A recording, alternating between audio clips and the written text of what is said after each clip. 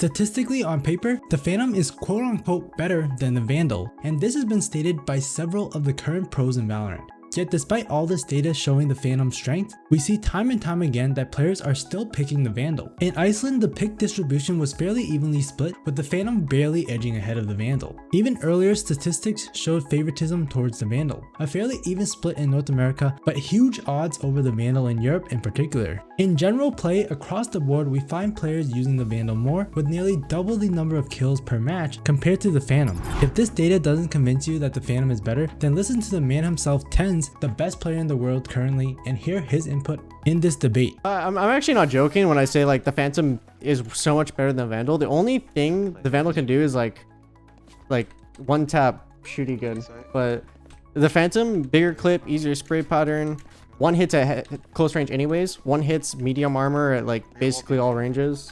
You take a lot of chip damage in this game, so you'll just be a one hit 140 like most of the time. So there's just so much more reasons I think the Phantom's better. Suppressor, better fire rate. So if the Phantom is so much better on paper than the Vandal, then why are people still picking to use this inferior weapon? Let's take a deeper dive into figuring out this mystery and help you choose the best weapon for your play. Jumping right in, the most obvious point that players make for the Vandal is its ability to hit one-shot headshots, which the Phantom can only do in 15-meter distances. We've all been there where we face a player and end up hitting 140 or 124 damage with the Phantom and then get eliminated afterwards. Arguably one of the worst feelings in the game, I know. For most players, knowing that you'll get a kill with a single headshot at all times is comforting and takes away those frustrating moments that you can sometimes feel with the Phantom. This is the main argument that players will make for the Vandal. Overall, the ability to do one-shot headshots allow for a much more pleasant gaming experience, and based on the numbers, players prefer this over using the better Phantom. The Vandal and Phantom do have different feels due to the different specs of each weapon, and to most players, despite the Phantom being the superior choice, the Vandal just straight up feels better for them to use, so they gear towards it regardless. If you don't believe me about the feel, see how Shroud describes using the Vandal compared to the Phantom. So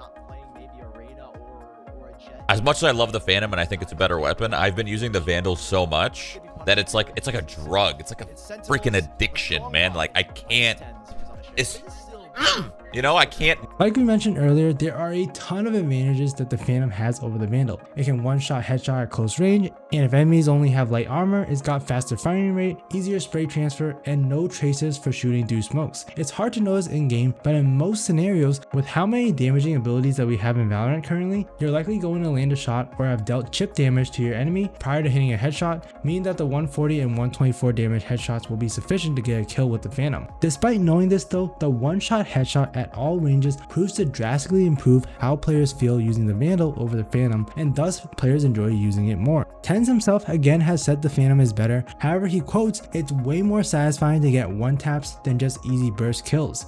The pure enjoyability of the Vandal appears to be greater than how players feel playing with the Phantom. Now if you want to take your rifle aim to the next level with both the Phantom and the Vandal, then you will want to go to SkillCapped.com to check out even more detailed guides that will get you improving at a rapid pace. The video playing discusses TenZ's godlike Vandal skills, and there is so much more content available. The link will be provided in the description below, so you should definitely check it out. Now we just dropped a ton of reasons why the Phantom is better than the Vandal. However, in all honesty, the Vandal isn't all that far behind from the Phantom. Particularly after the Vandal's buff in patch 1.07 in September of 2020, the two weapons are still fairly close to one another. Particular stats to look at are the firing rate, tap efficiency, and damage. Firing rate is a clear winner to the Phantom with a score of 11 over 9.75 on the Vandal. The higher potential DPS with this firing rate is a big reason that pros state that the Phantom is better. But then let's take a look at a few other stats here, particularly the damage. Headshots we already know are annoying with the Phantom and more crispier with the Vandal, but if we look at the body damage, we see that the Vandal doesn't look too shabby compared to the Phantom. With consistent body shots, you're guaranteed a kill in 4 hits, again regardless of what range the player is in. Compare this with the Phantom, where a player needs to be within 15 meters to get a 4-shot body kill. Any other ranges and you'll need 5 shots to wipe them out.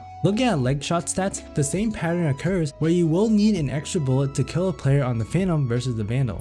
Having to land one less shot on the Vandal is a big plus that mitigates the increased firing rate to a degree. Lastly, we need to look at tap efficiency. The Phantom has a tap efficiency of 4, meaning that you'll be pretty accurate with your first 4 tap shots, and afterwards your recoil will start to increase. The Vandal has a tap efficiency of 6, meaning that it'll take 6 tap shots before the recoil starts to go haywire. Undoubtedly, the Vandal is going to be better for long range tap firing, particularly because it again one-shot headshots, plus you can tap much more effectively with it versus the Phantom where you only get 4 shots, plus depending on the range, which is probably going to be long if you're going to be tapping, you might not be able to land a kill with those 4 shots. Because the Vandal takes less bullets to kill, has a decent firing rate buff, and better tap potential for long range duels, it's come much closer to contending against the Phantom. The gap between the two has greatly reduced, meaning that you aren't going to be at that much of a disadvantage if you choose the Vandal. Again, I'm going to bring up the feel factor, but it does really affect players' weapon of choice and makes up for those minute advantages that the Phantom has over the Vandal, and hence why there are so many players that are still picking to choose it.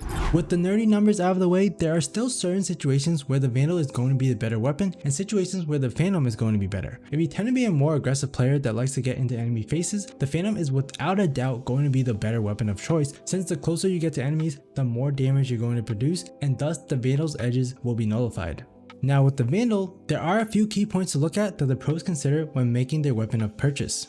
First is the map. On bigger maps such as Icebox and Breeze, players are more likely to find themselves in longer range duels just due to the nature of how the map is designed. As a result, the Vandal tends to be a more favored weapon because it doesn't have that damage drop off that you'll likely have to deal with on the Phantom in a majority of scenarios. Now this isn't to say that players are completely favoring the Vandal based on the map. Particularly, Breeze is the largest current map, yet in certain rounds of pro play, there are still a good amount of Phantoms that are being purchased. The reason for this is that playstyle tends to dictate your weapon of choice more over just the map pick. Take this round here by Sentinels versus Rise. Dapper is playing behind pyramids and will be fairly close to mid-range against any enemies that he faces, either coming out of cave or mid doors. His positioning allows the Phantom to shine over the Vandal, where these close range duels wouldn't be as favorable. Now let's take a scenario where you position yourself much further back on the site, and now you're going for these long range duels at cave along with any players that are pushing through mid doors, along with there being a ledge over at mid doors that forces you to have to hit a headshot.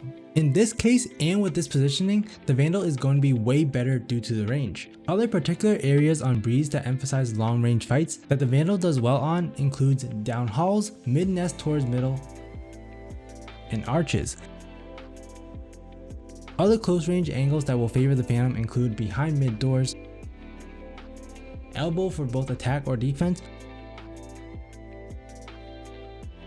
or in the corner right outside cave. Again, these are very close range angles. Case in point, regardless of the map that you're playing on, there are positions and styles of play that will favor the Phantom or Vandal. If you know these positions, then you'll know where you want to be to allow the Vandal to shine, or where you want to be for the Phantom to shine. That's all we have for this video. We hope you took something away from today's guide, and make sure to like, subscribe, and hit the bell icon to get more premium guides just like this one with one goal in mind: helping you become a better player. We here at SkillCapped want to thank you for watching. We'll catch you in the next. I'm Dr. Zora, and good luck out there.